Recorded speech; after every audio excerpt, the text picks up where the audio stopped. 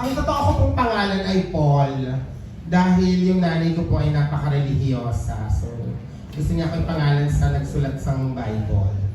So, Paul Maniaco, Kapampangan po ako. Ayun. Pero yung Ina Evans, yung Ina galing lang po yun sa word na Dolphina. Yung character po yun ni Rufa May sa Marinara dati pa. Yes, kasi sobrang fan po ako ng Marinara before. Kasi parang sabi ko nun, grabe sobrang ahead of its time itong mga humor nito. And kahit fan ako ng Marina, nung nanonood din talaga ako ng Marinara dahil sobrang funny ni Ate Peachy. So dahil yung Dolphina, yung character niya dun na mermaid, ayun, Dolphina yung ginagamit yung username mga way back 2004 pag sumasali ako sa mga social media platforms dati. And ang haba kasi, so parang iniiksian na lang din ng mga nakakilala ko. Ina na lang kasi kung Dolphin naman, di ba parang hindi naman pasabog.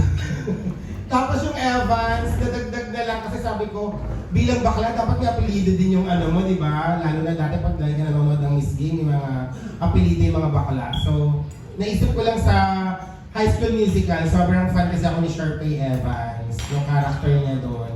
Na parang hanggang ngayon feeling ko, wala naman talaga siyang kasalanan, pero parang na-villainize siya sa show. Parang mas ma-Team Sharpay ako more than Team Gabrielle. So ayun, yun na naging Ina Evans.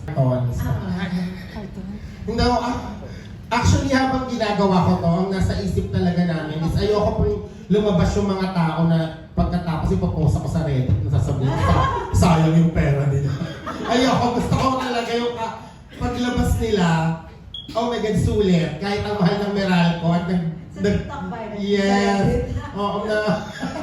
Gusto ko po talaga na hindi masayang yung pera. Na ayoko maisip na si Baklo nag-concert para lang perahan kami lang. Super saya niyan. And hindi lang naman ako ang baklang kanal. So, madami pa kung baklang kanal kayo makikita. Kaya nga sabi ko, ang nilabas lang naming guest ay sila Directonet. Pero may iba pa ako mga kasama na magpapasayap ka ng show. Pero most naman po nung comedy show is ako pa din, yung improv ko pa din at mga kwento tungkol sa buhay ko na mga hindi ko pa nakikikwento sa ibang mga podcast, ganyan.